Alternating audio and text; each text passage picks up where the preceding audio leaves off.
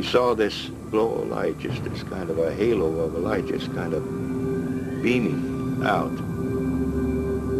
He wanted to tell me about a crash of some sort of craft that had occurred on his ranch. He would wad it up in his hand. When it hit the table, it spread out just like water with no wrinkles. And it looked like there's a hieroglyphic type writing written along the inside surface of the I-beam. They had no earlobes. They had 2 ear canals, 2 very small orifices for the nose, a concave face. Oh yes, it was a cover-up from the beginning.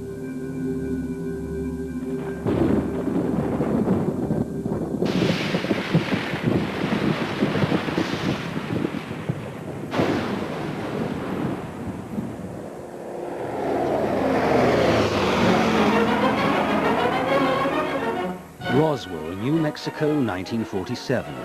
A military town and Air Force base. Home to America's 509 bomb group. A tight-knit community of soldiers and civilians in the heartland of rural America.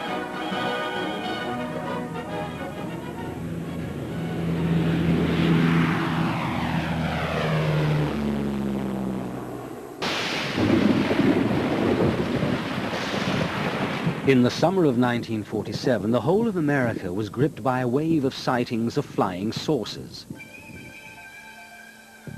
In Roswell, there were many witnesses to a strange light in the sky.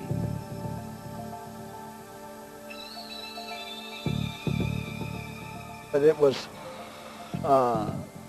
just going in a northerly motion at a pretty rapid speed, but nothing like a falling star or a meteorite. So bright like that, you couldn't look direct at it very long at a time. Then you had to look to the side of it, just like looking into a bright sun. William Woody is 61, a pig farmer who works for the local bus company in Roswell. He remembers to this day the light he saw in the sky on the night of the 4th of July, 1947. I was 13 years alive, and that's the first time I'd ever seen anything like that. We got in the old truck one morning and headed north out 285 just to see if we could locate it. Every exit or path off of the highway was blocked off with the military sentries, and said that that was under investigation and nobody was allowed to go either east or west off of the highway.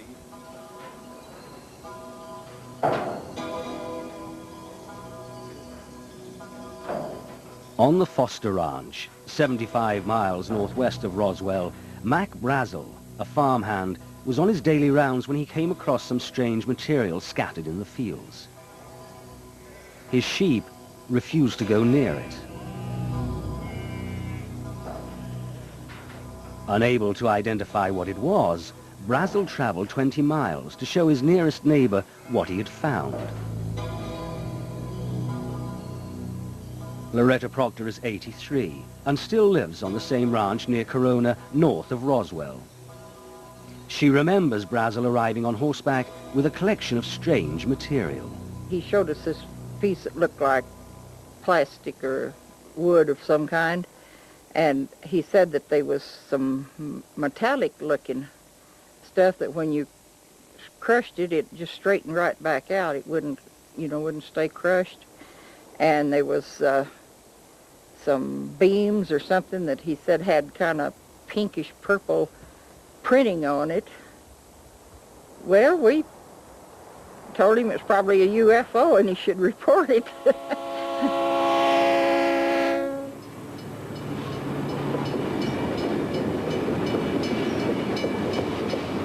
Brazel took her advice and traveled into Roswell town with the strange debris.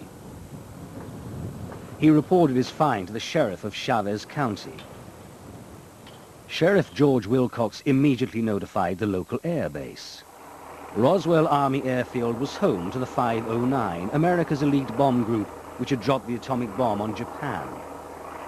As the only atomic bomb squadron in the world, it was surrounded by the highest levels of security and secrecy. The 509's air intelligence officer was Major Jesse Marcel. He was assigned to investigate the material that Brazel had brought in. Marcel drove out to the Foster Ranch to collect some of the debris. That night, he brought it back to his house to show his wife and son. He came back real late one night, about 2 o'clock in the morning, as I recall, very excited because he woke myself, my mother up, saying they found parts of a UFO or a flying saucer at that time. And he wanted me to see it because it was such of an unusual type of finding. Dr. Jesse Marcel Jr. is himself a pilot, colonel and state surgeon in Montana's Air Force Reserve.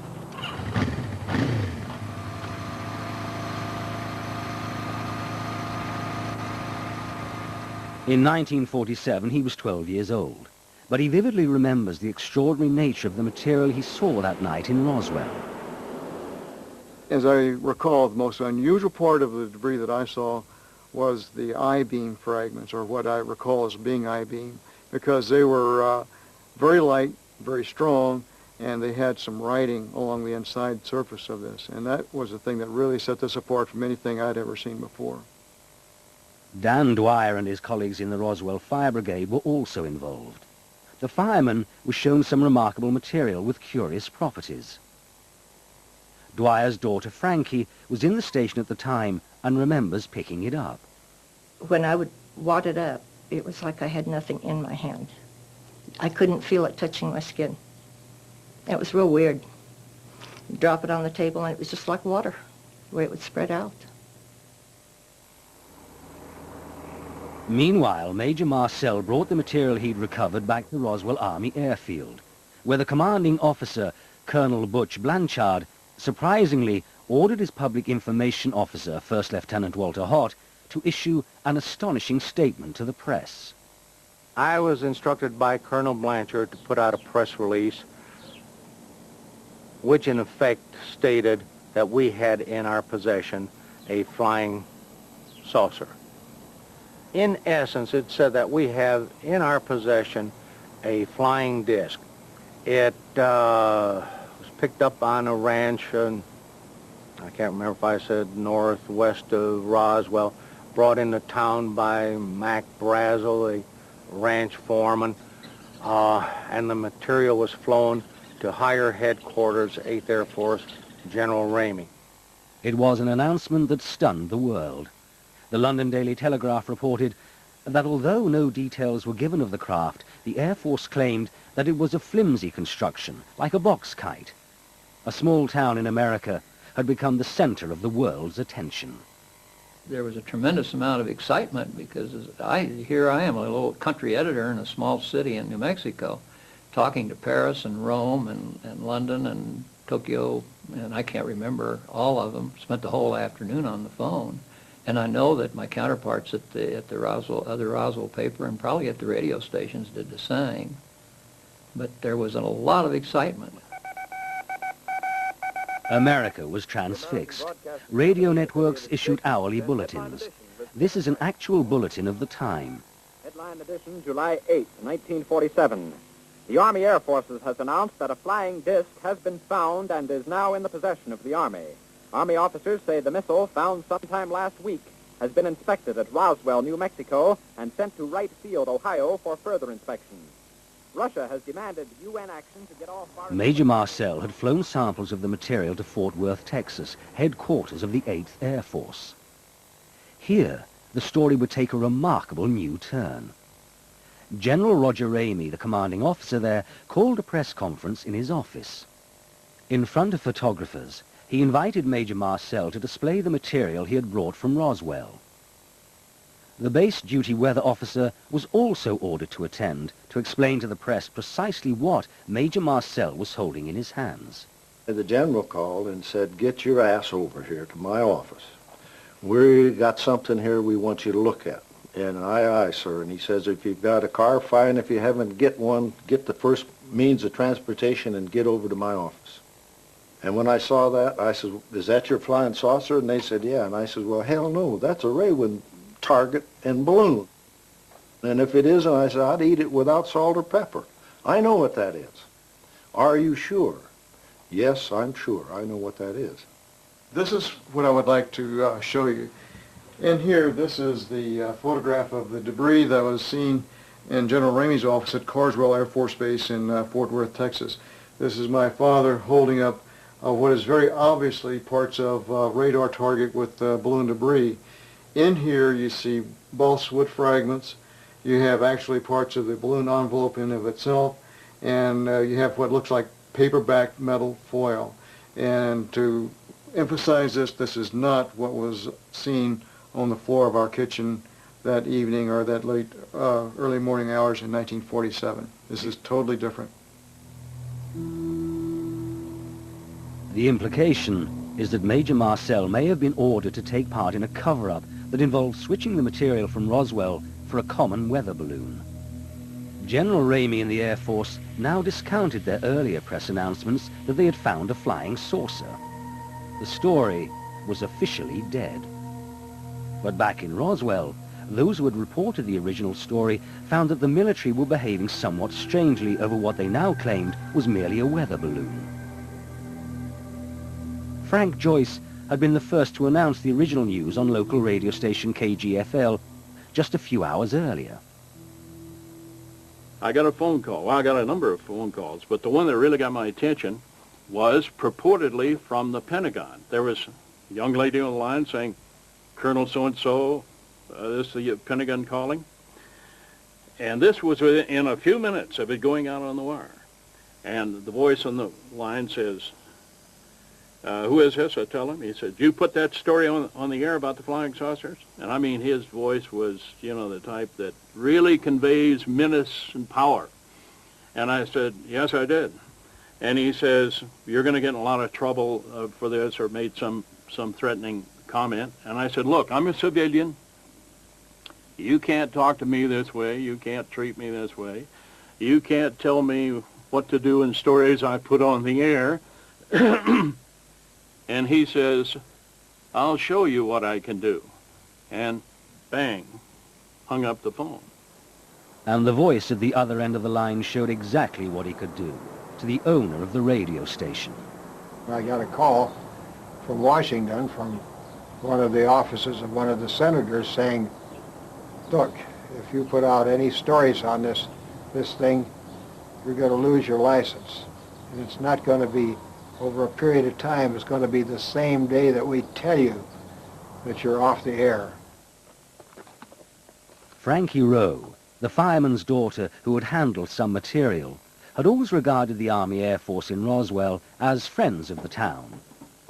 But an unexpected visit from the military to her home would now cast them in a sinister new light. He had this club or stick or whatever it was, and he was beating it with his hand. And he would hit it. Every time he would say something, he'd hit his hand. And he said, I want you to know you were never there. I didn't understand what he meant. So I said, yes, I was. And he said, no, you weren't. I said, yes, I was. And he said, can't you get this through your head? You never saw anything. You were not there. You don't know anything. And he said, you know, this is a big desert out here. We can just take you out in the middle of this desert and no one will ever find your bodies. He said, you'll be nothing but bones and nobody will ever know what happened to you. And I told him I would not talk about it. If it were not for the threats, the entire Roswell affair could be viewed as nothing more than an embarrassing mistake. But in 1965, Butch Blanchard, now a four-star general, attended a reunion dinner in Roswell, and the incident had not been forgotten. He had been the commander here in 1947, and I was at a table with the general and several other locals when they were interrogating him about the 1947 incident. And he declined to answer any of the questions, except he did comment that it was the damnedest thing he'd ever seen. He never would discuss it, but several months later, one night, I badgered him again, as I like to do, and he said, well, and then he paused. He said, I'll tell you this, and I'm paraphrasing him because I don't remember exactly how he said it, but in essence he said, what I saw I've never seen before.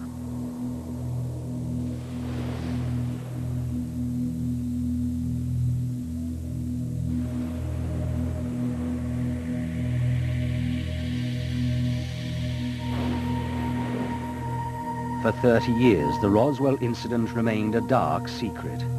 Town and military maintained an uneasy silence.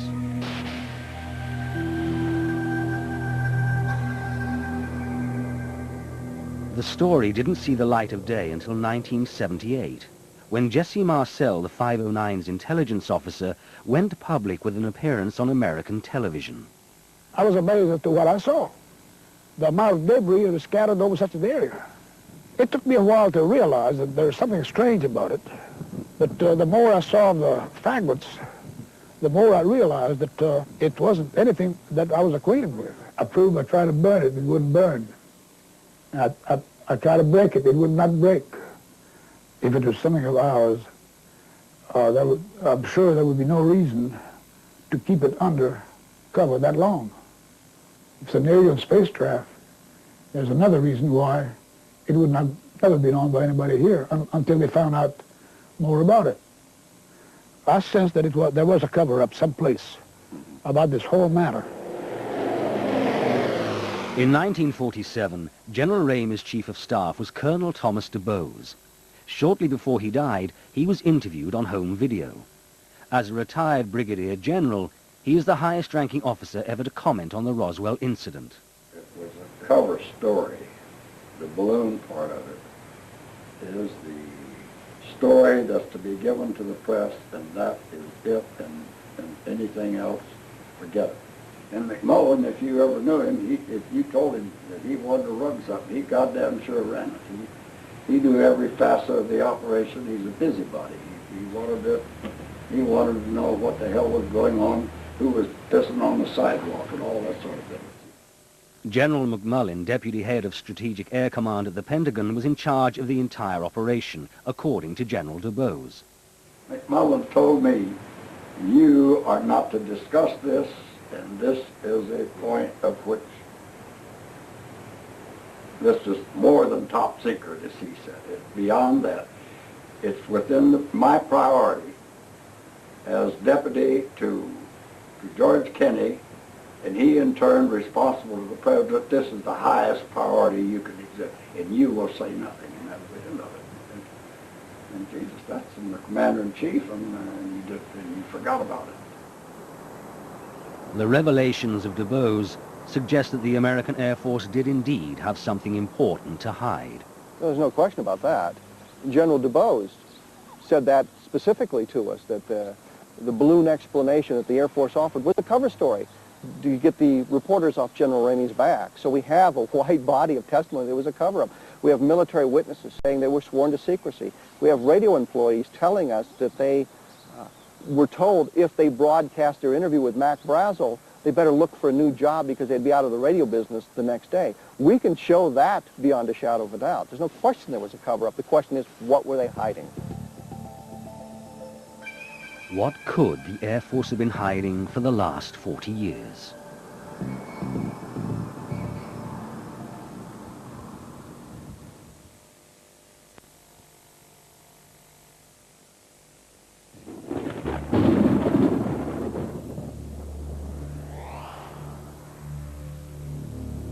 One man who may hold the key to the mystery is Frank Kaufman.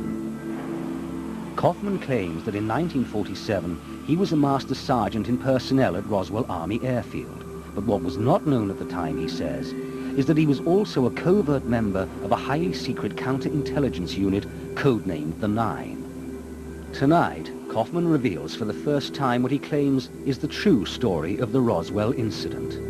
I was assigned to Roswell in 1942. My duties at that time was somewhat classified. The events that led up to the 1947 incident is rather peculiar because there is a lot of erratic movement on the radar screen, and this called our attention that maybe we better monitor those screens. They sent some of us to Alamogordo, the White Sands, to view the blips on the screens. The blips were just dancing from one end of the screen to the other, and then all of a sudden there was kind of a flash, and it just disappeared. Well, that indicated that possibly maybe a plane or a missile or something just went down. Kaufman says he and his team immediately drove east from Alamogordo back to Roswell, then on towards a location about 35 miles south of the Foster Ranch. And now this was late at night. We started to clip some of the wire fence and drove into the area. The terrain was very rough at the time. There was no roads leading into it.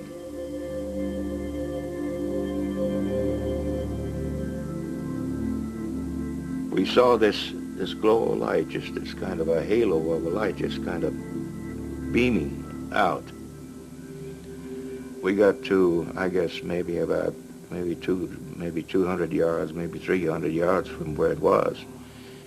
And we learned right then and there it wasn't a plane, it wasn't a missile, it was kind of a strange-looking craft that was embedded in the arroyo, see. The size of the craft, I would say possibly maybe around 20, 25 feet in length, and it was open and kind of halfway, and one body was thrown up against the wall of the arroyo. The other one was half in and half out of the craft. And when we got in close, we noticed that there were probably 3 others inside the craft. Then we radioed in back to the base to have a truck, a flatbed, and a crane and everything else just come out to the site, and we prepared everything to clear everything off. Frank Kaufman provided us with what he claims is a copy of his official report on the Roswell incident, a top-secret document containing observations and sketches of what he saw at the time.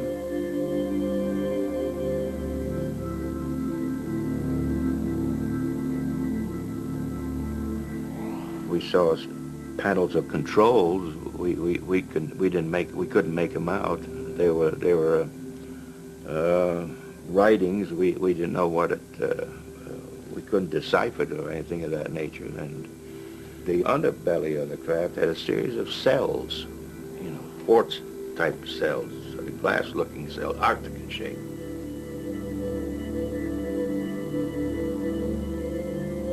This is the actual site where Kaufman says he saw the strange craft for the first time. This is an artist's impression of the aliens, based on Kaufman's own descriptions. We noticed one thing, that deterioration was beginning to set in on one of the bodies of the hands. We noticed the hands of skin trying to shrivel up, and that's the reason why we put them in the bags real in a hurry and got them out to the base hospital. They called the mortuary here to find out if there was anything that they could preserve the bodies with. The base also inquired about the availability of child-sized coffins, and later there was another call to the town undertaker. And I received a call later from the same mortuary officer stating that what embalming fluids contained consisted of what would it do to the blood contents, what would it do to tissue, stomach contents, and how would it alter it. And I informed him what the answers that he wanted. Glenn Dennis had the ambulance contract to ferry any injured servicemen to the base. That same day, he took an airman to the hospital there and was amazed to find himself being roughly escorted off the base by military police, who told him he had no right to be there. As they were taking me out, there was a door that was open over to the left, and there was a nurse coming out that had a towel over a portion of her face, and she looked up and she recognized me, and she said, "Glenn, get out of here. Get out of here as fast as you can. You're going to get in a lot of trouble." Then the next morning, she called me about 10 o'clock or so and said that she would like to see me, that we had to talk. And so I met her out at the Officers Club that morning. And she was already there when I arrived at the Officers Club. She was very upset, still crying, very hysterical. Then she told me what happened about going into this room. These doctors were there, and there was some 2 hospital gurneys there with the crash bags One crash bag was 2 very small mutilated bodies. The other one, there was a very small body in a crash bag, but hadn't been mutilated as much as the others. And she told me the reason what they wouldn't let her out because they wanted her to write down what they were examining. And that's what she was doing. And they all became very ill. They said that the smell, and it was a very toxic smell, and they just couldn't breathe and get their breath, and they had to get out. This is Hangar 84, and this is where the craft And the bodies were actually brought into this hangar, but there was a lot of activity in this area here. And inside the hangar, right above on top, there was this large spotlight which was shining down on the craft, and also the bodies were laid out. There were 5 of them. And there was a cordon of military police around the area to keep people getting too close. There were other witnesses to the strange events at Hangar 84. I had security clearance, so I told him I came over there to pick up Lieutenant Governor Joe Montoya. He was at the hangar. Joe Montoya, Lieutenant Governor of New Mexico, was at the base campaigning for re-election. Outside Hangar 84, Ruben Anaya was waiting to pick him up. So the APs just lead us over there, you know, and then, but they didn't park close to the hangar. They parked about a half a block away. And I said, what the hell's going on, you know? And then, when they went toward I moved a little closer, and that's when the big hangar was open, and Senator Montoya came out. He says, let's get the hell out of here. He says, When he come out of there, he come all scared, and he said he hit. They saw 2 little men with the big heads. But one was alive, still alive. They had him laying down on the floor, and he come out and told us their boss was there, and one was still alive.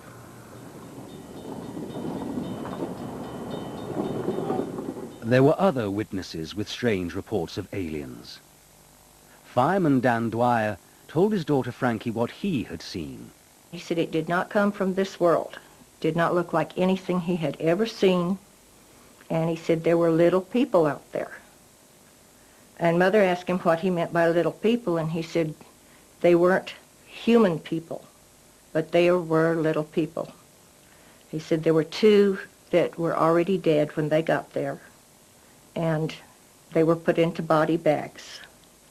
And I don't know if the one that was still alive had put them into the bags or if someone assisted at the time. There was one that was still alive and was walking around. At the sheriff's office, Sheriff Wilcox's wife later told her daughter what he said had really happened. She said that there was a flying saucer and that they even found some bodies by it, and one of them was alive, and that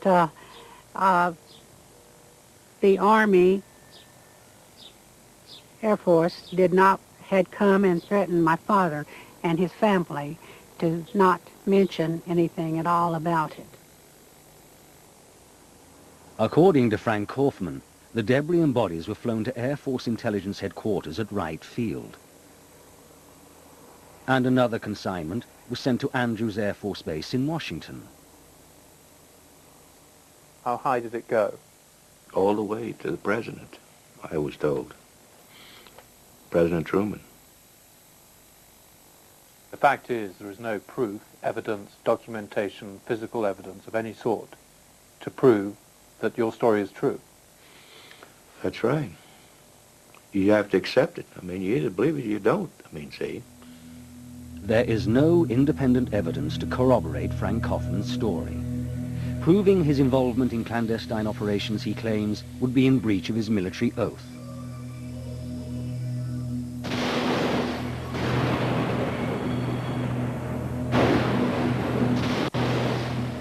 The lack of tangible evidence has been a consistent feature of the Roswell incident.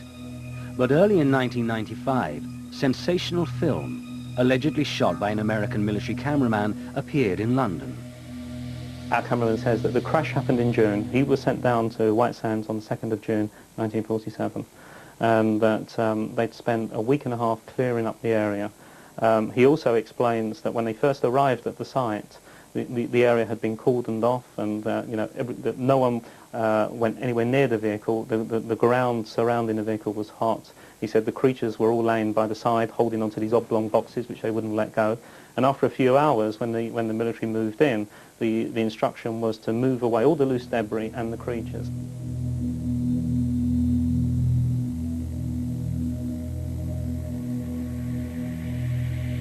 Ray Santilli claims he negotiated for 2 years to buy this film.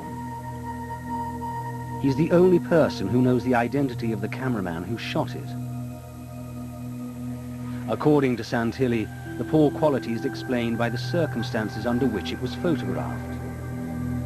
When he tells you that the camera had no zoom facility, when he tells you that he was wearing the same outfit as the surgeons, and when he says that these cameras had a fixed focus, and that when they moved in, then there was no way of controlling the focus, and and it was possible. He was steaming up inside the costumes, and he was trying to operate the camera to the best of his ability. You just have to accept it.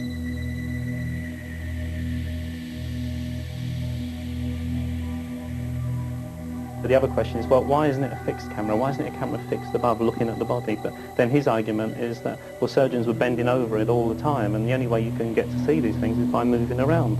And the camera that he detailed as using, we checked at the museum, and it's a handheld camera. Despite repeated requests, Ray Santilli has been unable to arrange a meeting between us and the cameraman. So far, we have no real proof of his existence.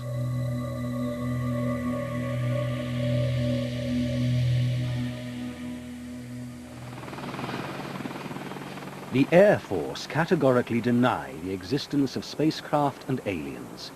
But mounting pressure from the public and a determined congressman forced the Pentagon to launch their own investigation. In July 1994, their official report admitted for the first time that the original weather balloon story was in fact a lie, designed to cover up what had really crashed at Roswell, a balloon of a different kind. This is film of Project Mogul, a top-secret project designed to detect sound waves from Soviet atomic tests. The Air Force report states that Project Mogul offers the most likely explanation for the Roswell incident. I suspect that our Flight 4 on the 4th of June was probably the source of the debris that the Ranger found. It was not recovered, and the record indicates that the B-17 abandoned tracking it while it was still airborne, and it's my memory that it was over a little town called Arabella, just north of Capitan and about 17 miles from where some debris was later found. Curiously, an examination of the actual flight logs of the time reveals that there is no record of the existence of Flight Number 4 on the 4th of June, the one the Air Force claims explains the Roswell incident. Moore says no record exists as no data was entered for unsuccessful flights, yet other flights that were unsuccessful are clearly documented. Discrepancies such as these have led many to doubt the Air Force's insistence that Project Mogul is in fact the answer to the Roswell mystery. On Capitol Hill, the representative for New Mexico, Congressman Stephen Schiff, is suspicious of the number of different explanations offered over the years. We've had 3 different explanations from the military about what crashed. The first explanation is it was a flying disc, meaning flying saucer in today's terminology. They changed that and said we made a mistake. It wasn't a flying disc, it was a weather balloon. I still find it amazing that the United States top bomber wing, with the only wing that was eligible to carry nuclear weapons at that particular time, would not know a weather balloon from a flying saucer, but apparently somebody didn't, according to them. So we then had the second explanation that this was a weather balloon, and we now have the third explanation that this was part of a highly classified radiation detection experiment. So we have 3 separate explanations as to what crashed, but no dispute that something crashed. If it wasn't a balloon, what did crash at Roswell? A flying saucer or something else? And how does the controversial Alien film relate to the Roswell mystery?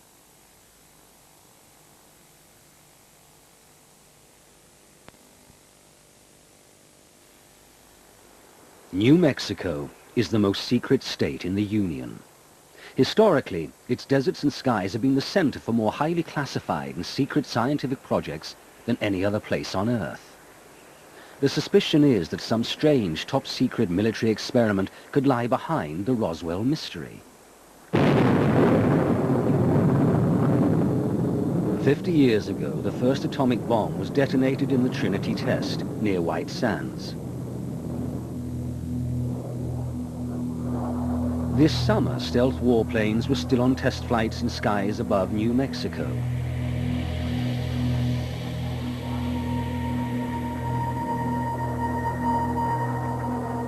And almost half a century earlier, their predecessor, the Flying Wing, was also seen in these skies.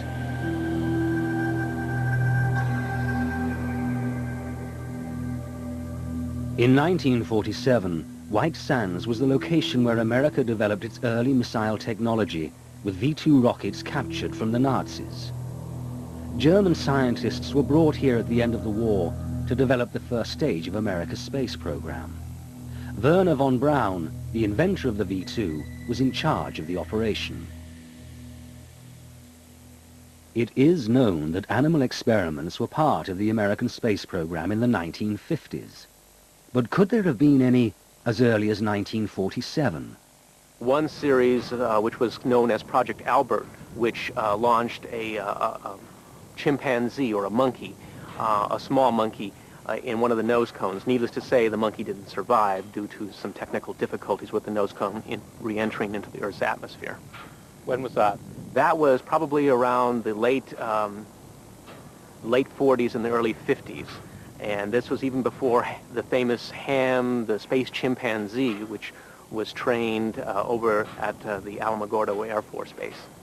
Could it have been as early as 1947? Probably around 1947. I know that Project Albert began with, I believe, V2 number 47. Our investigation reveals that animal experiments may have been conducted much earlier than was previously thought. If so, then could the Roswell incident have been some highly secret experiment that went catastrophically wrong? Is it possible that a V-2 rocket with animals on board could have gone astray and may account for the descriptions of bodies and strange debris offered by so many witnesses at Roswell?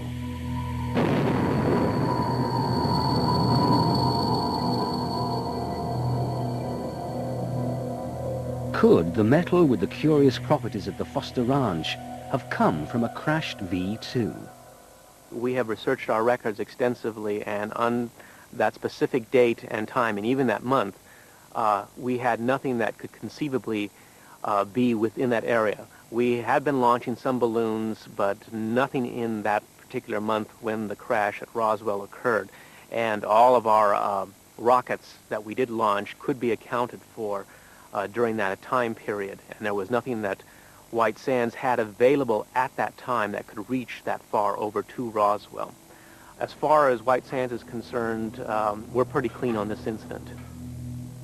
If the military authorities are to be believed, the records rule out the possibility of a crashed V-2, but the military admitted lying before to cover up something more secret. It is this possibility which leads many to believe that the cover-up continues. And, according to Ray Santilli, the cameraman of the alleged alien autopsy seems to offer a tantalizing clue. They're not alien creatures as far as he's concerned. He just calls the creatures freaks all the time. He says they've got no reason to be here, and he says he doesn't know what they are. Our cameraman's a very religious guy. He just refuses to believe. And he was there at the time. He saw everything that happened, but he refuses to believe that these are extraterrestrials. He just says that, you know, it's just some goddamn experiment, and that's it. You know, he just calls them freaks. You have to remember, this is a cameraman that was there at White Sands with the Trinity experiments as well. It appears that lots of weird and wonderful things happened at that time. As well as the autopsy, there is footage of strange debris allegedly recovered at the site of a crashed space vehicle. Whatever the Santilli film represents, there is no question it demands serious investigation. These cryptic symbols bear some resemblance to actual letters. V-I-D-E-O. Video.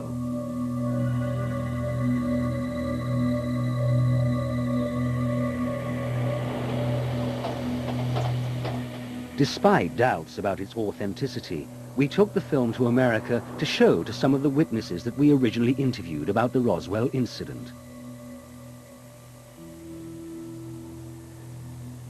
The symbols are vaguely consistent with my memory, since I can't be absolutely sure though, but they certainly could be consistent with what I saw. The differences would be the size and the fact that the ones I saw were not raised above the level of the beam.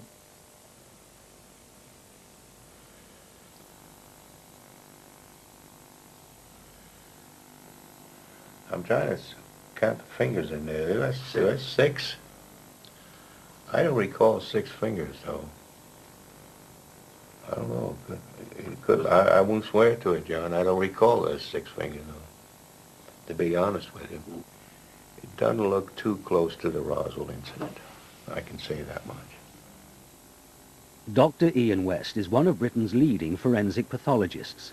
He is frequently called upon by Scotland Yard in murder investigations. The blood pattern is unusual. You don't normally get, that incision's been open for some time now. We've got 4 little trails running from it. Although we have a number of quite distinct linear trails, dark trails, which look like blood trails, they're not of the nature that I would expect to see at post-mortem. I would see some more smearing, some more irregularity in the blood loss from the margins of the incision.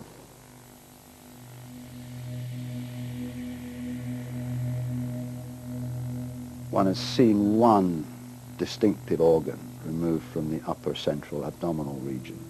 It's of the size of a liver, but it's not of the liver shape, and it's not in the liver position.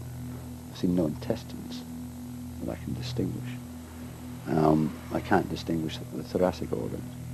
It certainly doesn't resemble, from what one can see here, any human remains that I've ever seen. There's just no evidence to say this is definitely nothing on the film which makes me say this is definitely a hoax. My feeling is that probably about 98% feeling is that this is probably a man-made hoax.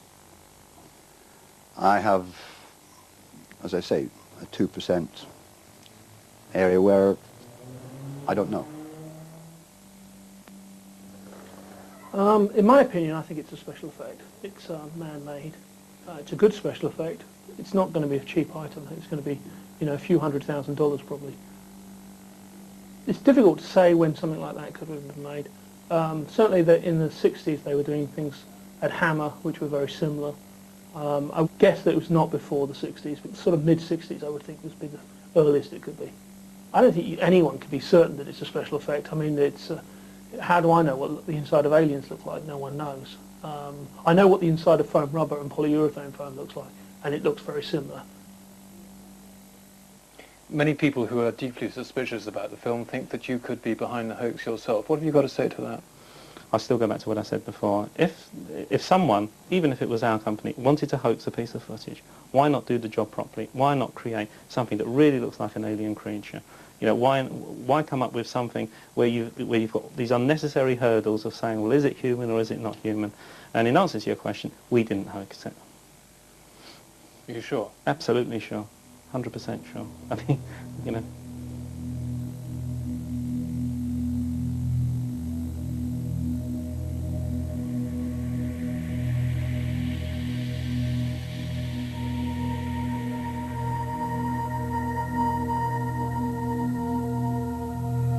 As of this moment, there is no conclusive evidence to prove that the film is either genuine or a hoax. Establishing its provenance is a critical factor in moving the Roswell mystery closer to resolution. One vital step would be to have the film chemically analyzed by a photographic laboratory. Are you going to provide proper film extract which can be properly tested by Kodak, which has proper images on it? I'll provide you with a film. I'll provide you with what I can, which will be a film with image, and the only way that I can do that is by securing some film from the collector that bought the first autopsy, which is currently en route to us. So far, no suitable film extract has been provided for laboratory tests to determine the year of exposure and processing. But we continue to press for it. In Washington, the search for tangible evidence of what happened at Roswell has continued on a different front. The issue is providing to the public whatever records may still exist, if any, and there may not be any, but if any on the Roswell incident, so people can make their own determination. That is the mission that I discussed with the General Accounting Office. The General Accounting Office is a powerful body which oversees government operations. They have been investigating government agencies to establish if there are any official records of the Roswell incident. In July this year, the GAO reported that the Air Force had destroyed their records relating to Roswell. But one man who would know if Roswell ever figured in secret files is Frederick Durant. In 1952, he investigated the whole question of flying saucers for the CIA. If there had happened in 47, we would have known about it in 52 or 53 when I was involved. And I truly believe that we had the best information available in the intelligence community, including the White House and the National Security Council. And the investigation would certainly have, in fact, it was not even considered in the Blue Book because it was meteorological balloon wreckage. But you are absolutely convinced that what you have told us what you saw and that is 100% accurate? I am absolutely 101,000%. It's the truth. The whole truth and nothing but the truth? That's right. As Ripley would say, believe it or not.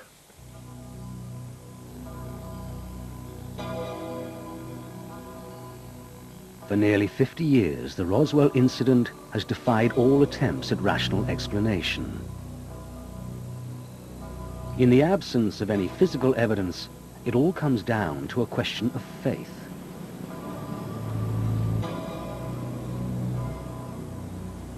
Roswell has become the most celebrated of all UFO mysteries. In the course of our investigations, we have encountered a wilderness of fact and fantasy, where credible witnesses with apparent sincerity relate incredible tales, and incredible characters make outlandish claims that cast grave doubts on their own rationality. But could so many ordinary people from the rural heartland of America be lying, or afflicted by a false memory syndrome that leads to such similar accounts of the same story? Basically, I think you'll find that the people who are telling you these stories are very ordinary Americans.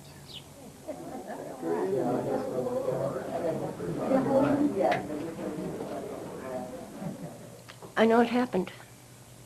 I know it was real. The threats were real. I think that they're covered up some, and I think they should tell the truth to the public now. Today, the Roswell incident still remains shrouded in mystery. The Air Force insists that there are simply no secrets to conceal. Yet, in a final twist, a source close to the Pentagon informed us that secret documents have now come to light, and that in the next few months, a new report will explain the mysterious accounts of strange bodies. It is just possible that the riddle of the Roswell incident may yet turn out to be a cosmic Watergate. General Ramey describes the object as being of flimsy construction, almost like a box type. He says that it was so battered that he was unable to determine whether it had a disc form, and he does not indicate its size. Ramey says that so far as can be determined, no one saw the object in the air, and he describes it as being made of some sort of tin foil. Other Army officials say that further information indicates the object... Incident at Roswell.